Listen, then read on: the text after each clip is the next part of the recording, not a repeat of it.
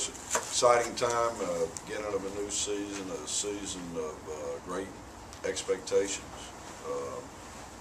And I likewise have great expectations for our football team and our football program. The excitement of this new facility and all the things that come with it. A lot of them unknown, or maybe some degree of uncertainty is also a vein that runs through where we're at. We've got quite a few things, quite honestly, right now that are not crystal clear for us. And the way we've gone through the fall, we've found it very hard to put all the pieces together, particularly on offense, to really know what we are. But we do have the pieces. We've got a week to work to arrive in Oxford, Mississippi, and take on an Ole Miss football team that I think is being under esteemed a little bit as I read the SEC. I don't think Houston mind me talking in depth about his team. You know, there's two things that you talk about. I'll get a little philosophical with you here. When you got defensive line and you got quarterback, then you have the foundation to be a good football team. We think we have both, and that's why these two guys are sitting here. But I can tell you this about Ole Miss: they probably are going to end up with the best defensive line, the best quarterback in the SEC. And so anybody that doesn't think they're good, if that's where you start, I dare say there's nobody in the league as good a shape they are, and I'm doing this with Mazzoli in mind, which is, you know, we actually have a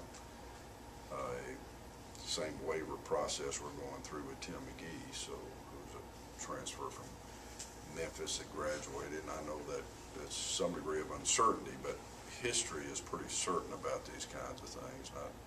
Not that I would make a decision prior to the NCAA actually making theirs, because it wouldn't be very smart.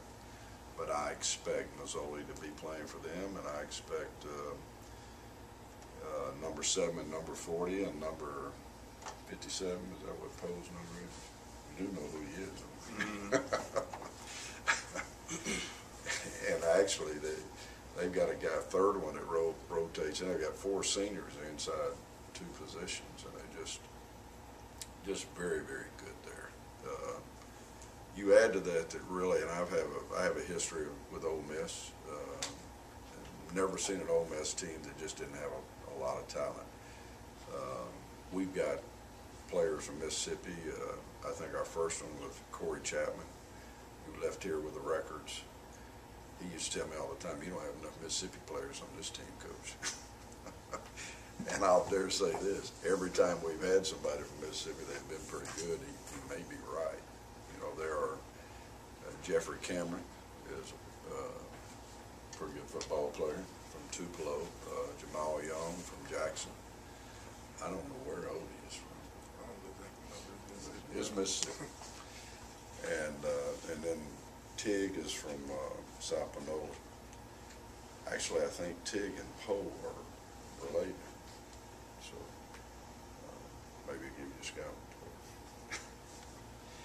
But we're looking at putting some finishing touches, and we need to have just the right finishing touches on our preparation. Again, there's a lot of excitement that goes along with playing, you know, in these environments.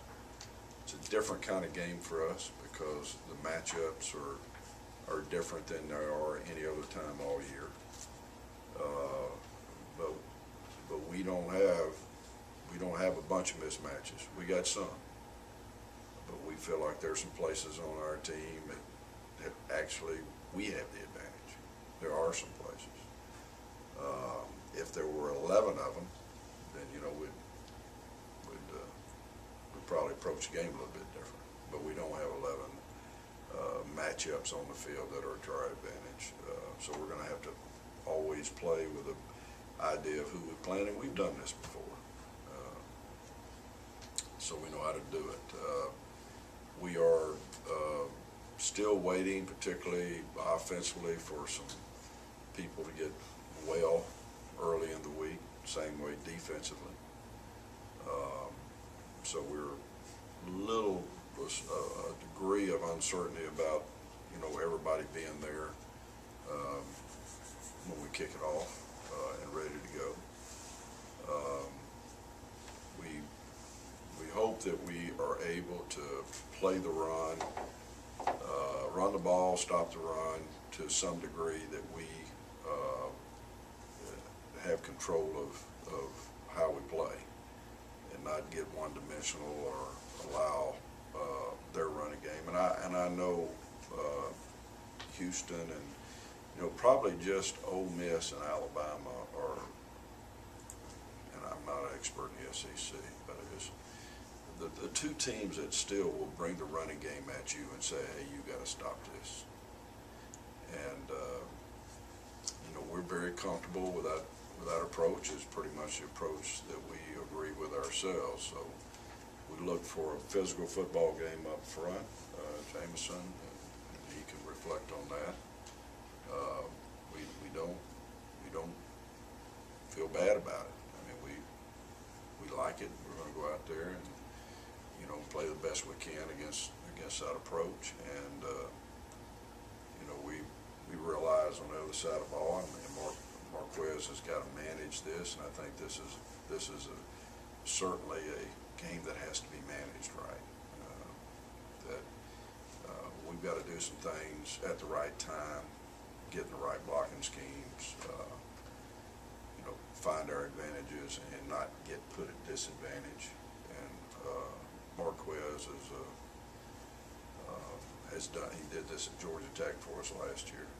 The last couple of years at Georgia Tech, they've had first-round draft choices on their defensive line too. And so we're not totally out of our element. And Marquez and Jameson have both.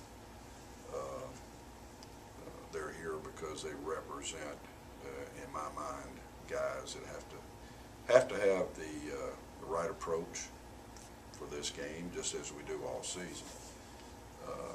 Bottom line, we come out of this game a better football team, or not as good a football team for having played it, and we won't be going forward. And this season is all about going forward. Everything is about tomorrow, the next game. Right now, tomorrow is Ole Miss, and it is the next game. But that go forward mentality is do whatever it takes and go forward is what's going to be required for us to meet our goals. And we're picked to win the OVC. We feel very comfortable, and that's our own personal expectations. We're sitting here looking at a stadium that says that that we're a national level football program in terms of our competitiveness, and that's what we're pointing this season towards. And Ole Miss gives us an enormous challenge. To put some specifics to it, I think that what is number 10's name? Jesse Grandy, which would be the smallest guy on the field. Him and Jamal will be fighting for the small award. And they probably will, how they play, but he's their Mr. Explosion. They had Dexter McCluskey last year, who obviously, but he's their wide receiver, punt, kickoff return guy. We cannot let him dictate what happens, create momentum in this game. So he's one guy we'll target. We're going to have to play a little different if Mazzoli is a rotating situation, which I suspect he will be, with Stanley. Two different styles of quarterback, and the style changes are going to have to be aware to his own defense, even though you don't say one's pass and one's run, because Mazzoli can throw it as good as he can run it. So we don't want to get that way. But the personnel packages would be different, I would suspect.